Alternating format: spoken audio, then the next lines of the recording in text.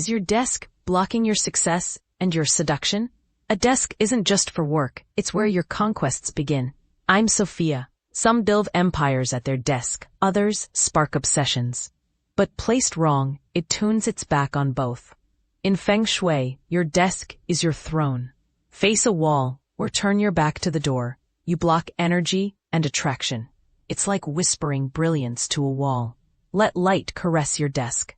Invite touch. Command presence. This is the command position. You don't just sit, you reign. Follow me, Sophia, and fengshuiluxespaces. Your next empire begins here.